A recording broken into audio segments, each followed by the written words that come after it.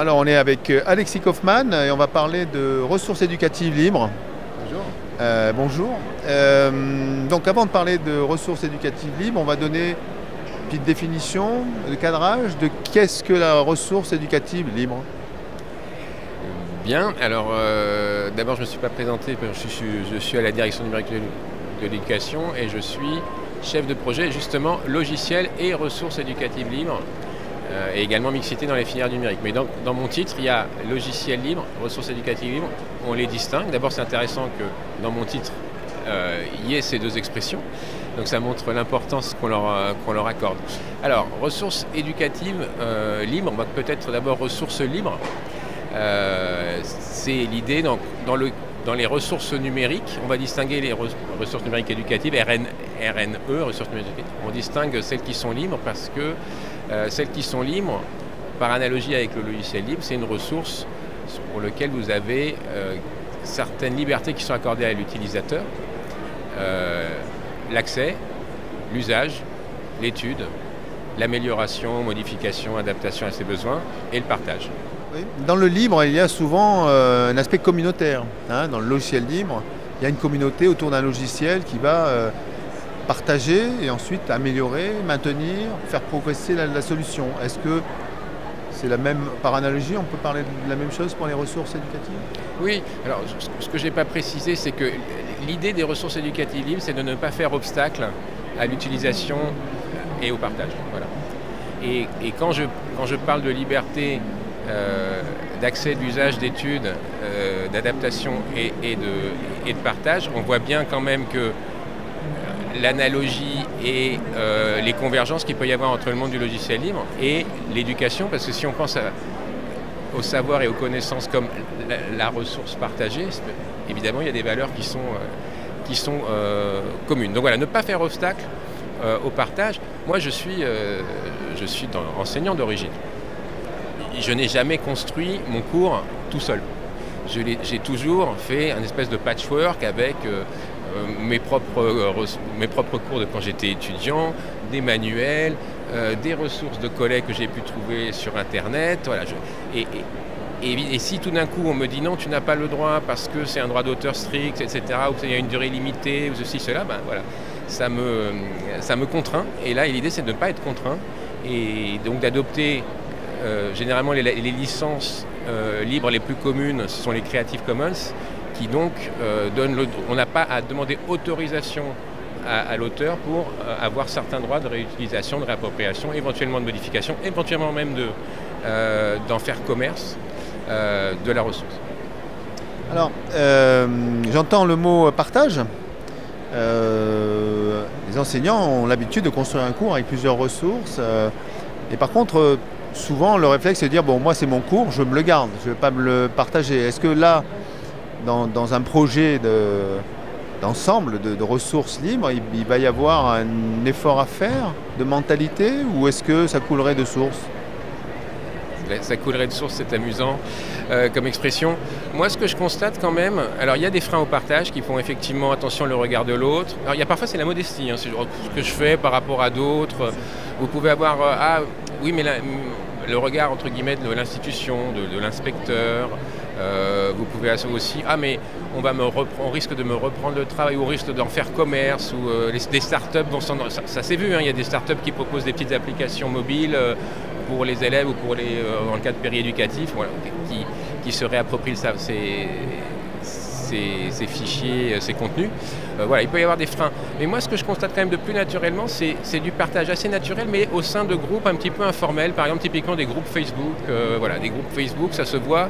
Je dis Facebook, je n'aurais pas dû citer un GAFA, mais le partage se fait volontiers, mais si on est dans une communauté voilà, un peu restreinte, un peu fermée, où on a confiance les uns les autres, ça fonctionne par cooptation, et puis alors sans forcément avoir la culture des licences libres, c'est-à-dire on ne se pose pas trop la question, bah oui, prends mon contenu, adapte-le, pas de problème, je te connais, tu es ami, on est tous là on poursuit tous le noble objectif de transmission des savoirs, etc., le sens de l'intérêt général, donc voilà.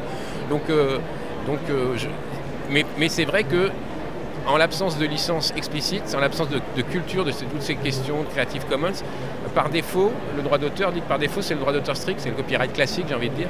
Et à ce moment-là, il peut, si on n'a pas la certitude de pouvoir réutiliser la ressource, si on ne lui colle pas une licence libre, à ce moment-là, ça peut être problématique.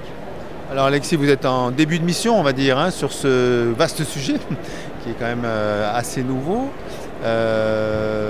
C'est quoi les attendus? Justement, on vous parlait de code, un peu aussi de licence, un travail sur les licences peut-être dans l'éducation nationale, comme ça peut se faire sur les Creative Commons par ailleurs, ou reprendre des systèmes qui existent déjà.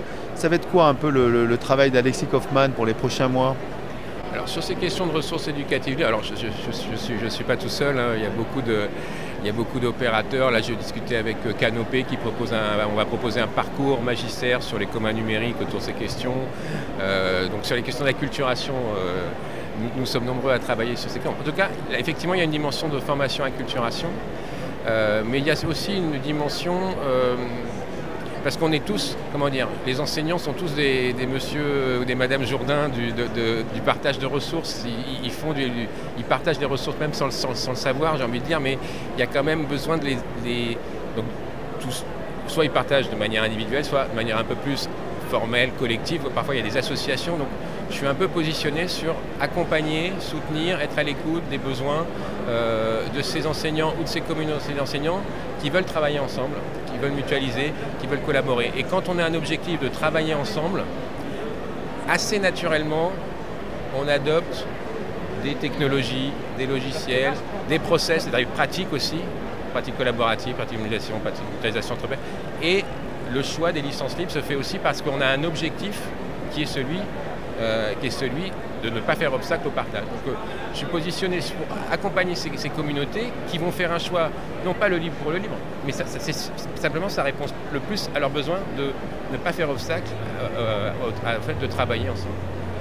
Bon, on ne peut pas se quitter sans que je vous pose la petite question quand même autour des éditeurs. Hein. Les éditeurs sont présents, ils sont autour de nous aujourd'hui. Les éditeurs donc produisent. Souvent ces éditeurs utilisent des enseignants pour produire leurs ressources. Dans tout ça, on sait qu'il y a eu par le passé des soucis sur le droit de copie, l'utilisation dans l'éducation, des droits d'utilisation de certaines choses. Certains profs ne partagent pas parce que parfois ils utilisent des ressources qui sont privées et qui ne pourraient pas rendre libres. Ça va être ça un peu le souci d'écrire un peu la façon de l'appréhender, cette communauté des ressources libres. Là, vous abordez une question délicate qui est un petit peu celle du modèle économique qu'il peut avoir derrière la production de ressources, notamment de ressources pédagogiques. On comprend bien, parce que la logique aussi des ressources éducatives libres, c'est ne pas réinventer la roue, c'est-à-dire s'appuyer sur ce qui existe déjà, l'améliorer et le rendre accessible à tous. Ça ne veut pas dire que c'est gratuit, parce qu'il faut toujours quelqu'un ou plusieurs personnes qui travaillent.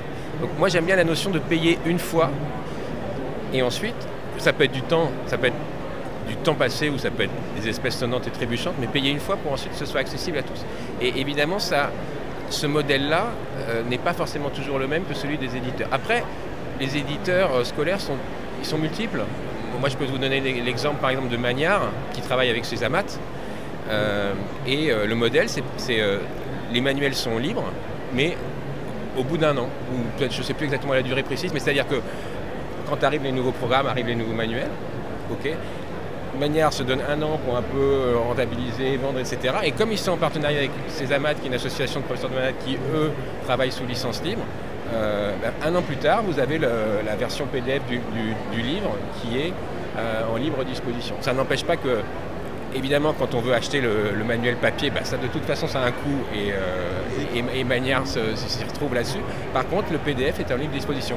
Un autre exemple, le livre scolaire, lui, son site, les contenus qui sont produits par les enseignants sont sous licence Creative Commons. Le site est libre d'accès, mais il y a toute une valeur ajoutée qui va être un service premium qui va être offert aux établissements où vous allez avoir plus de contenu, les corrections d'exercices, des modules de langue, de programmation, etc.